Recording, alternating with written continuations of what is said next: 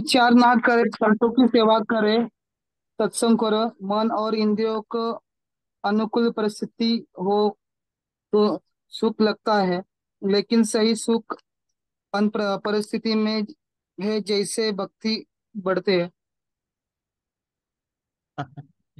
हाँ सही। और हमने प्रभुपाद जी हिंसा और अहिंसा किसको बोले थे, हमने डिस्कस किया था। किनको याद है हिंसा किसको बोलते हैं? प्रभुपाद जी ने किसको हिंसा बोला? हिंसा क्या होता है? किनको अगर याद है तो बोलिए। हिंसा, व्हाट इज हिंसा? हिंसा प्रभुपाद जी का हिसाब से कोई भी आत्मा का अधोगति करना हिंसा है, और ऊर्ध्वगति करना अहिंसा है। हाँ, कोई भी जीवात्मा है, अगर हम उसको भक्ति करने में बाधा डाल रहे हैं तो हम उसके प्रति हिंसा कर रहे हैं। क्योंकि हिंसा मतलब क्या है? किसी को कुछ नुकसान पहुंचाना।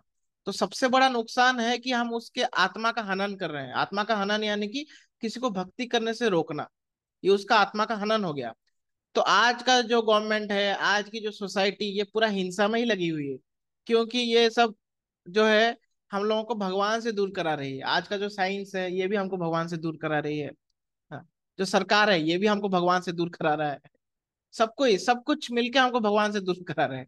तो ये सब हमारे प्रति वास्तव में हिंसा कर रहे हैं। बॉलीवुड, ये भी एक हिंसा है। ठीक। तो हम आज नेक्स्ट जो श्लोक है 6 और 7, इसके ऊपर चर्चा करने वाले थे। ये मैं आधा घंटा में आराम से हो जाएगा। तो हम नंबर 6 नंबर श्लोक पढ़ते हैं। महर्षय सप्तः पूर्वे चत्वारः मनवोस्तथा मद्भावा मनसा जाता ऐसाम लोक इमा प्रजा। कोई अगर इसका श्लोकार्थ पढ़ेंगे, श्लोकार्थ कोई पढ़ना चाहेंगे? प्रभु जी, मैं पढ़ू। पढ़िए पढ़िए, कोई भी पढ़िए प्रभु जी।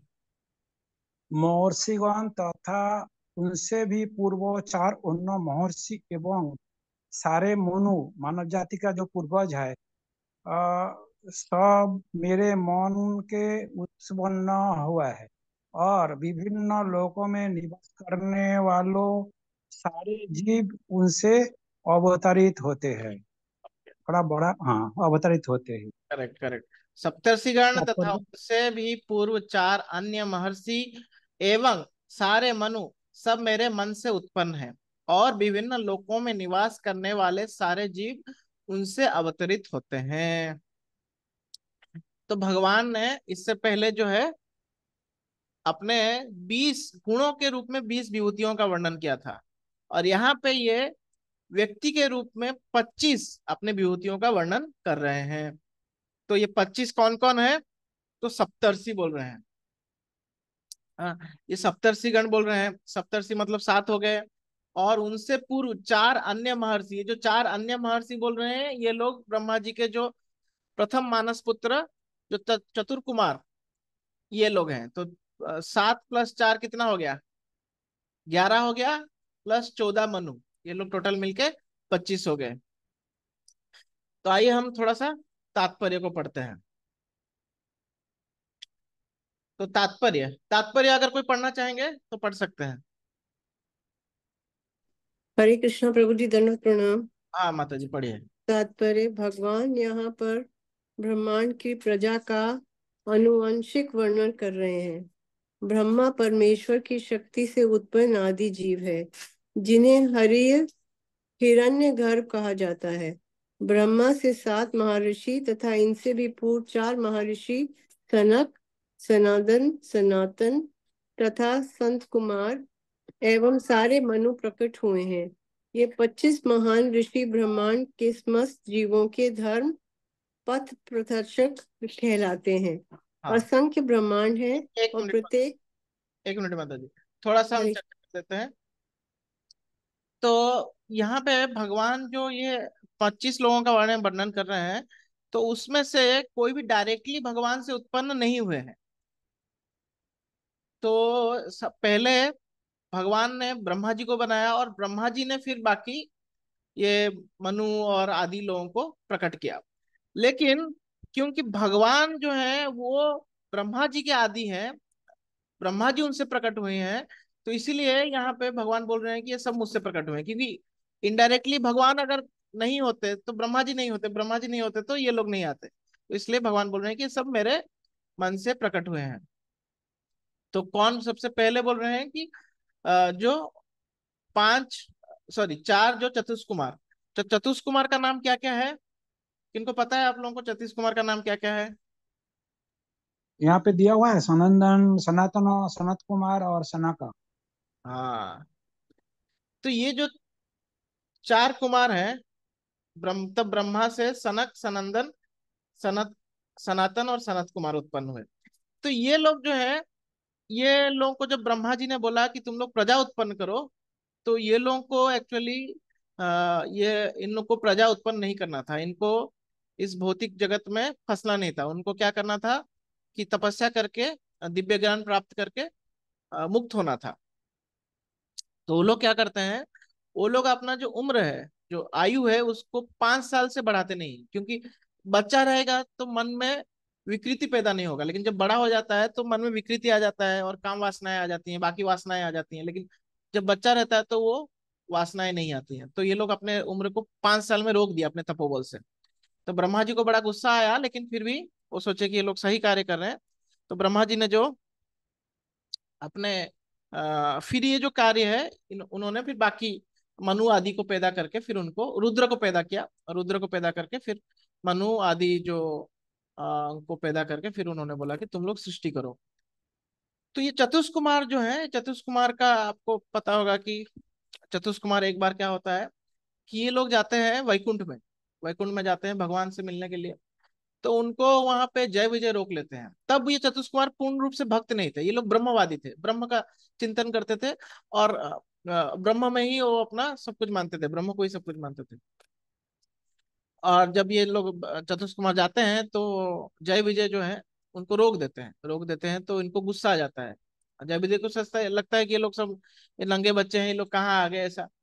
तो इसलिए उन लोग रोक देते हैं। तो इनको गुस्सा आता है, और गुस्सा आता है तो ये लोग जय विजय को श्राप दे देते हैं, और श्राप दे देते हैं कि तुम लोग जो है क्या हो जाए, तुम लोग जो है तुम्हारा प्रवृत्ति जो है असुर जैसा है, तो तुम लोग इस वैकुंठ में रहने लायक नहीं हो, तुम लोग चले जाओ भौतिक जगत में, और वहां पे 3 जन्म असुर के रूप में जन्म लो।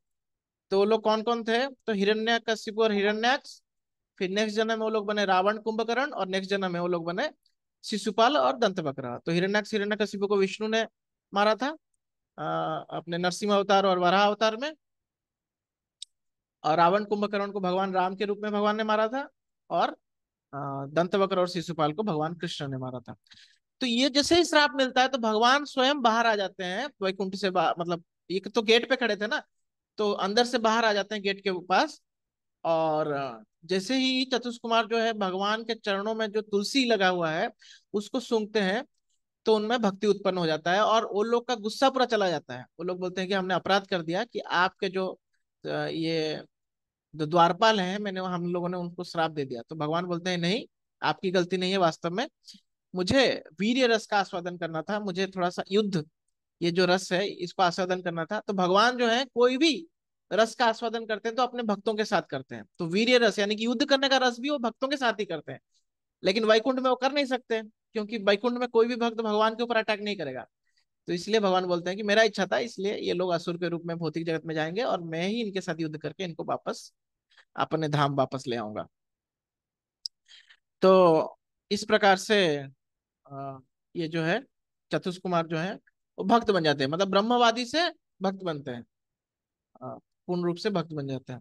और फिर बाद में जो है सनत, सनातन, सनत कुमार, ये लोग जो है भगवान शंकरषण से जो है ज्ञान प्राप्त करते हैं, और उस ज्ञान को फिर वो लोग जो है प्रचार करते हैं, जिससे उनका जो उनका एक वैष्णव संप्रदाय है जिसका नाम है कुमार संप्रदाय। तो ये कुमार संप्रदाय आता है इन्हीं लोगों से। अब इसके आगे हम पढ़ते हैं। अखंड असंख्य ब्रह्मांड हैं, और प्रत्येक ब्रह्मांड में असंख्य लोक हैं, और प्रत्येक लोक में नाना योनियां निवास करती हैं। ये सब इन्हीं 25 प्रजापतियों से उत्पन्न है। तो सबके जो शुरुआत है यही 25 है। कृष्ण की कृपा से 1000 दिव्य वर्ष तक तपस्या करने बाद ब्रह्मा को सृष्टि करने का ज्ञान प्राप्त हुआ। तब ब्रह्मा से सनक, सनातन, सनंदन तथा सनत कुमार उत्पन्न हुए। उनके बाद रुद्र तथा सप्तर्षि, और इस प्रकार फिर भगवान की शक्ति से सभी ब्राह्मणों तथा क्षत्रियों का जन्म हुआ। ब्रह्मा को पितामह कहा जाता है और कृष्ण को प्रपितामह, पितामह का पिता। इसका उल्लेख भगवद्गीता के 11वें अध्याय में किया गया है। तो अ, तो अब हम देखते हैं कि जो सप्तर्षि, ये सप्तर्षि कौन होते हैं। तो सप्तर्षियों के बारे में कहा गया है कि सप्तर्षि का क्या कार्य है। तो जितने सारे शास्त्र हैं उनका सारा ज्ञान सप्तर्षियों के पास है। तो ये लोग सलाहकार के रूप में कार्य करते हैं कि शास्त्र क्या कहता है। तो मनु और इंद्र, ये दोनों हो गए राजा। मनु हो गए प्रेसिडेंट टाइप के, और इंद्र जो है वो प्राइम मिनिस्टर है। हाँ?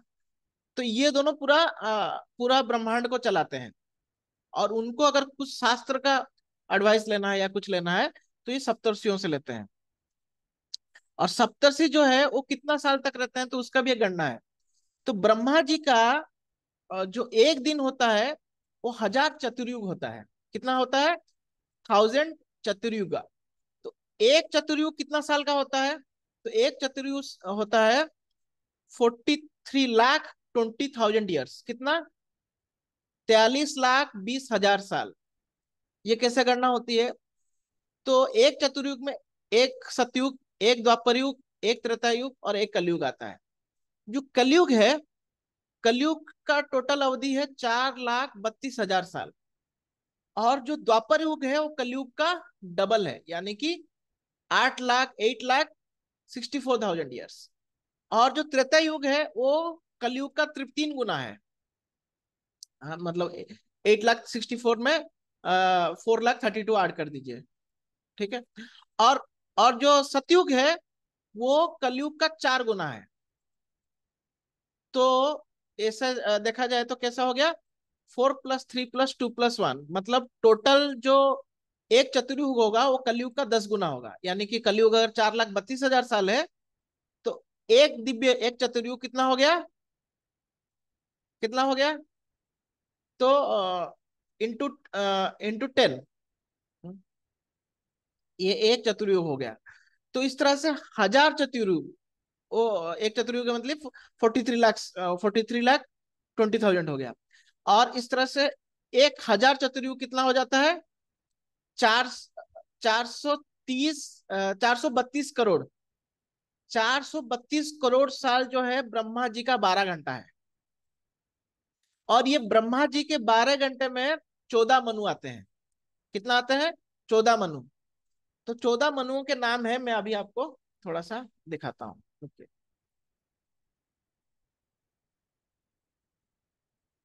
हाँ,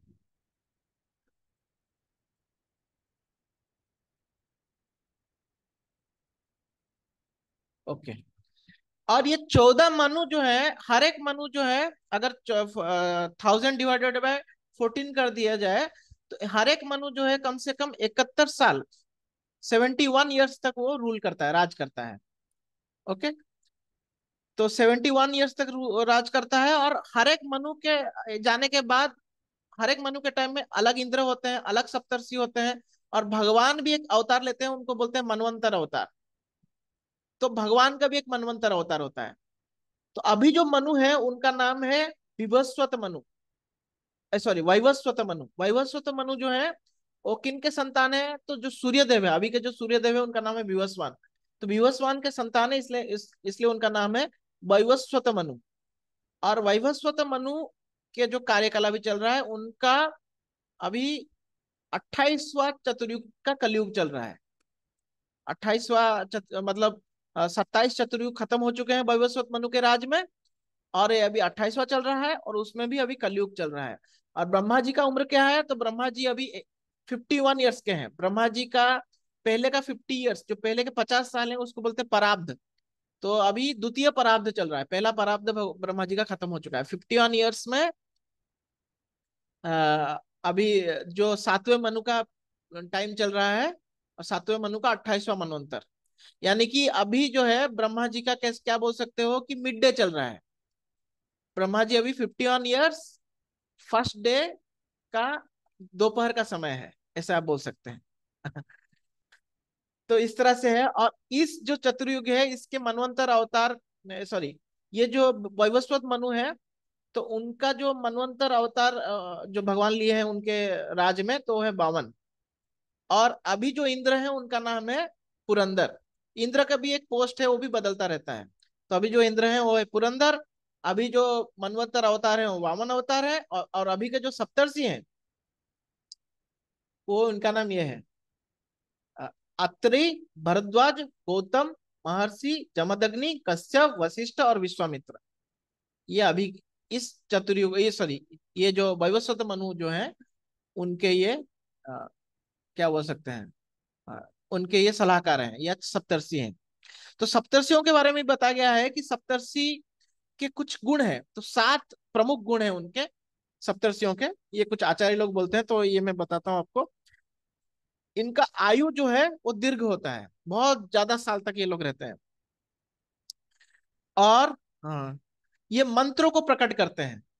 ये मंत्रों को प्रकट करते हैं यानी कि मंत्र जो है ये ही इनसे ही निकला हुआ है इस तरह से। और ये ऐश्वर्यवान होते हैं। सप्तर्षि जो है बहुत ऐश्वर्य होता है उनके पास, दिव्य दृष्टि वाले।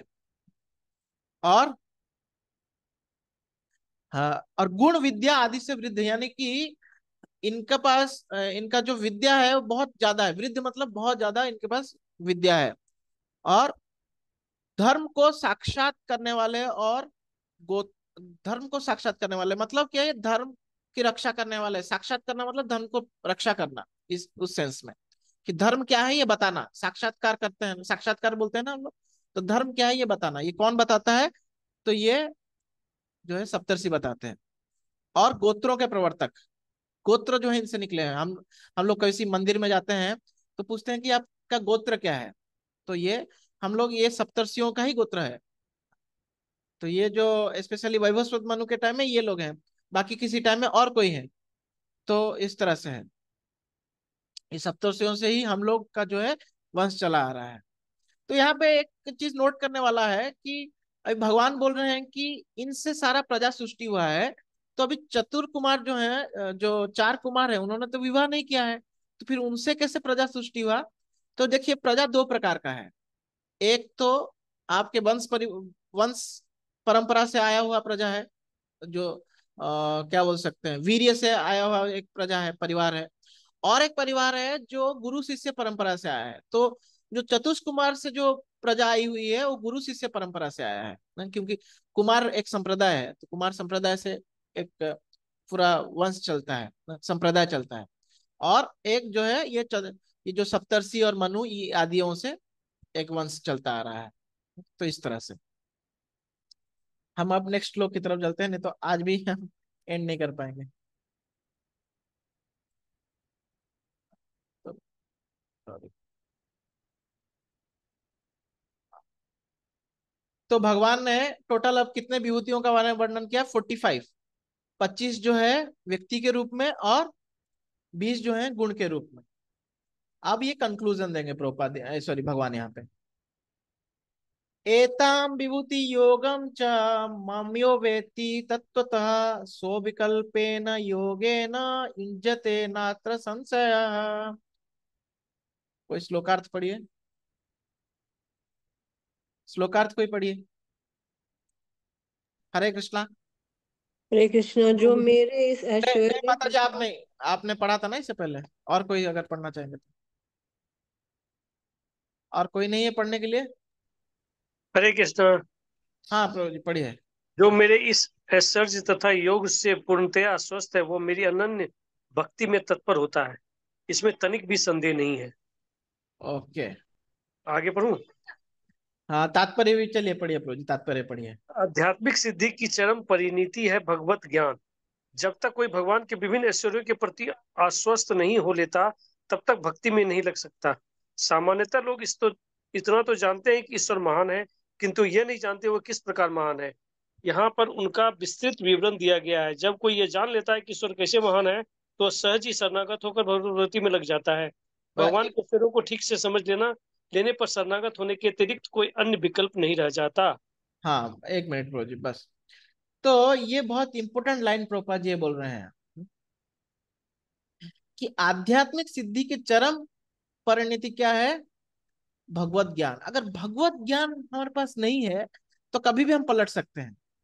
आज देखिए जो इतना सारा कन्वर्सन हो रहा है इस समय में, तो किस लिए हो रहा है? क्योंकि हमको हमको ज्ञान नहीं है भगवान का।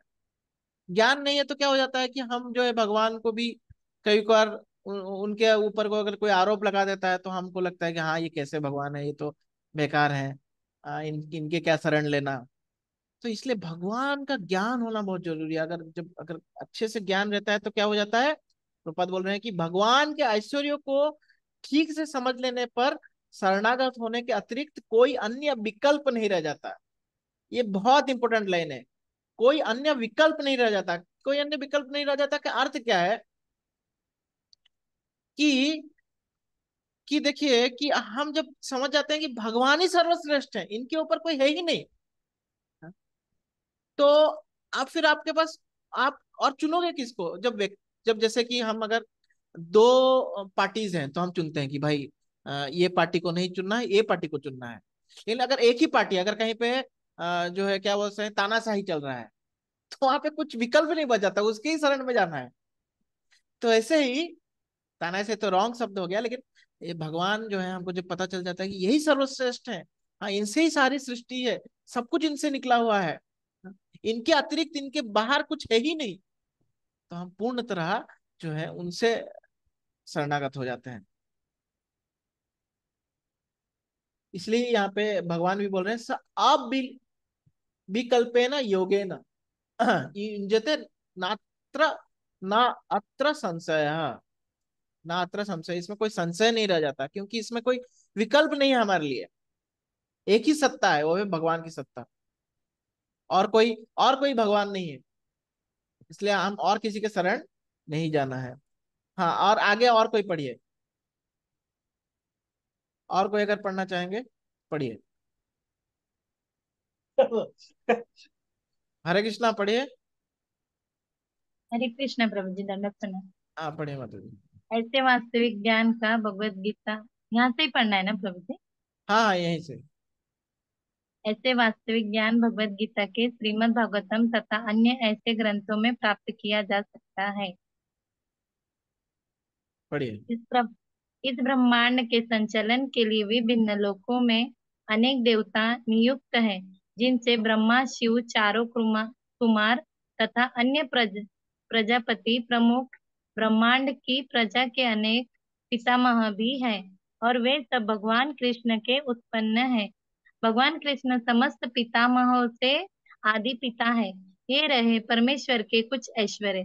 जब मनुष्य ने इस पर अटूट विश्वास होता है, तो वही अत्यंत श्रद्धा समेत तथा संयत संशय होकर, रहित, संशय रहित होकर। हाँ, संशय रहित होकर कृष्ण को स्वीकार करता है और भक्ति करता है। भगवान की प्रेम भक्ति के रूप में बढ़ाने के लिए इस विशिष्ट ज्ञान की आवश्यकता है।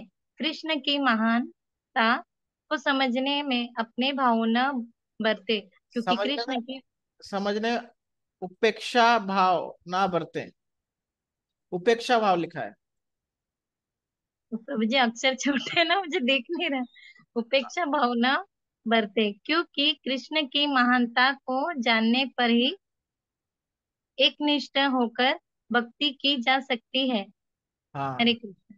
तो बहुत बार हमसे क्या हो जाता है कि हम जो है भगवान की भक्ति केवल मन के स्तर पे करते हैं। तो मन पे स्तर पे करने का प्रॉब्लम यही है कि कभी कोई कुछ हमको बोल दिया तो हम भटक जाते हैं। इसलिए प्रभुपाद प्रभुपाद बोल रहे हैं कृष्ण की महानता को समझने में उपेक्षा भाव ना बरते, तो उसको समझने में पूर्ण प्रयास लगाएं। तो इसलिए शास्त्रों का पढ़ना जो है बहुत जरूरी है। शास्त्रों का पढ़ना या फिर हम किसी पर्टिकुलर भक्त से सुन सकते हैं, तो पढ़ना सुनना दोनों एक ही बात है, तो बहुत जरूरी है।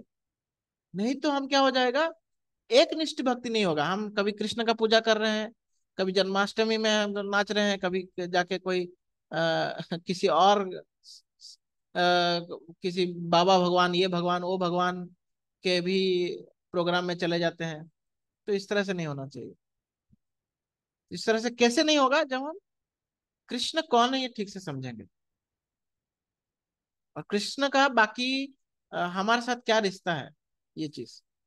तो स्पेशली कृष्ण कौन है और कृष्ण का ऐश्वर्य क्या है, तो इसीलिए कृष्ण हम अर्जुन के माध्यम से हमको अपना ऐश्वर्य बता रहे हैं, ताकि हम हमारी जो भक्ति है वो दृढ़ हो जाए।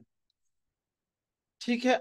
अब नेक्स्ट टाइम से जो है, नेक्स्ट जो है चतुश्लोकी भगवद गीता शुरू होगा। ये 4 इंपोर्टेंट श्लोक हैं जिनको भगवद गीता का सार भी बोला जाता है, इसलिए इसको चतुर्श्लोकी भगवद गीता भी कहा जाता है। श्लोक संख्या 10.8 से लेके 10.11 तक। तो ये धीरे धीरे ये बहुत स्लो चलेगा, उसके बाद बहुत फास्ट चलेगा। तो आज के लिए इतना। कि इनको कुछ डाउट है, कुछ क्वेश्चन है, पूछ सकते हैं, या फिर हम एंड करेंगे क्लास। हरे कृष्णा, कोई डाउट? प्रभु जी एक डाउट है, वो नाम चतुर क्या उनका नाम बोला था, चतुर जी? यस है या सी से है? क्या चतुर्युग? नहीं नहीं, वो नाम बोला था ना। चतुष्कुमार? बोल। हाँ चतुष कुमार, हाँ तो एस है या सी से है? अरे वो ना एस सी से, वो तो ये वो तो संस्कृत के शब्द है ना, उसको आप तो सी से ही हम लोग इधर मेंशन करते हैं। सी से ही मेंशन करते हैं, चतुष्कुमार। चा है चतुष ना, चा को ऐसे कैसे करोगे? वही वही कंफ्यूज था थोड़ा। तो आप लोग आज ब्रह्मा जी का एक दिन के बारे में सुने। ब्रह्मा जी का एक दिन 12 घंटे जो है, उसका अवधि कितना है? किनको याद है बताइए। ब्रह्मा जी के फोर्टी बारे। थ्री 43 लाख 20,000 नहीं का माता। एक एक वो है, प्रभु जी 43 करोड़। एक चतुर्युग। तो कितना ब्रह्मा जी का कितना है बताइए, कौन कौन बता। ब्रह्मा फोर्टी जी का थ्री 12 घंटे। Into 1,000 into ten. एक एकदम कोई एक बताइए, मैंने बताया था। प्रभु जी प्रभु जी मैं हरे बताऊं? कृष्णा। किनको याद है बताइए। ब्रह्मा जी का 12 घंटा 4,32 करोड़ होता है। हट, कुछ भी मत बोलो। 4,32,000। प्रभु जी मैं प्रभु जी मैं बताऊं? हाँ बताइए ब्रो जी, बताइए। 43 करोड़ समथिंग अबव। 432 करोड़। करोड़, हाँ। चार चार 440। हाँ, वो four thirty hundred two thirty crore two crore या 432 करोड़ होता है ब्रह्मा जी का 12 घंटा। और उसमें आते हैं कितने मनु? ब्रह्मा जी के एक दिन में कितने मनु आते हैं? 71 मनु आते हैं। ना ना ना ना, 71 मनु नहीं आते हैं। ब्रह्मा जी के एक दिन में कितने मनु आते हैं? 14 मनु आते हैं। हाँ, 14 मनु आते हैं 14। ब्रह्मा जी के। 3 मनु। 14 और मनुज। एक 71 मन्वंतर में एक कल्प होते हैं। ना ना ना प्रो जी, 14 मनु आते हैं। 14 मनु में से एक मनु जो है वो 71 चतुर्युग ईयर्स तक रहता है, 71 ईयर्स तक रूल करता है। रूल करता है। यह है। तो 71 × 14 करेंगे तो 900 समथिंग आ रहा है, 996 आ रहा है शायद। तो ये मतलब, और बाकी जो साल है वो शायद, वो मनु का जो पीरियड एक इंटरिम जैसे चेंज होता है गवर्नमेंट, तो थोड़ा टाइम लगता है ना। तो वो होगा जो क्या बोलते हैं, चेंजेस का टाइम पीरियड, तो वो क्या 1000 साल है। 1000 साल नहीं, सॉरी, 1000 चतुर्युग। एक मनु जो है 71 चतुर्युग तक रूल करता है। हाँ? और एक और प्रभु जी, आपने एक 45 नंबर बोला था जिसमें 20 गुण और 25 क्या है? 25 25 व्यक्ति। 25 व्यक्ति, हाँ, ओके। तो ये भगवान की विभूतियां हैं। टोटल 45 विभूतियों का वर्णन किया है भगवान ने यहाँ पे, जिसमें 20 गुण के रूप में विभूतियों का वर्णन किया है, और 25 जो है व्यक्ति के रूप में अपने विभूतियों का वर्णन किया है। क्योंकि ये जो 25 लोग हैं ये साधारण लोग नहीं है, ये भगवान की विभूति है। क्योंकि ये पूरा दुनिया ब्रह्मांड को चला रहे हैं, उसमें क्या शास्त्र क्या कहना चाहिए, क्या कहता है, वो सब चीजों को मेंटेन कर रहे हैं। तो ये कोई साधारण लोग नहीं है ये लोग।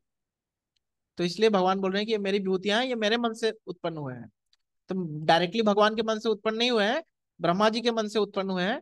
और ब्रह्मा जी के मन से भी 14 मनु उत्पन्न नहीं हुए हैं। मनु में भी सबसे पहले मनु जो है वही ब्रह्मा जी से उत्पन्न हुए हैं, बाकी मनु जो है ब्रह्मा जी से उत्पन्न नहीं हुए हैं, लेकिन इनडायरेक्टली सबको ही ब्रह्मा जी से आए हैं, और ब्रह्मा जी भगवान से आए हैं।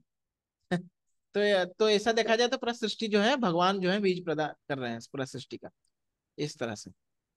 मल्टी पर प्रभु यूनिवर्स तो मल्टीपल ब्रह्मा जी होंगे। हाँ यस प्रो जी। मल्टी यूनिवर्स है जैसे बताया, हाँ अनेक ब्रह्मांड है, तो हर एक ब्रह्मांड में एक एक ब्रह्मा जी है। हाँ हाँ, हर एक ब्रह्मांड में भी एक एक ब्रह्मा जी हैं। ये जो है ये आपको पता होगा कि एक बार द्वारका में ब्रह्मा जी आते हैं। ये कहानी जो है ये स्पेशली हम गौड़ीय वैष्णव लोग, क्योंकि ये महाप्रभु ने बताया है ये कहानी, ये आपको भागवत में तो नहीं मिलता है। तो क्या होता है ना, एक बार जो, ठीक है ये तो क्लास एंड हो गया, तो मैं अभी इसको रिकॉर्डिंग स्टॉप करके ये स्टार्ट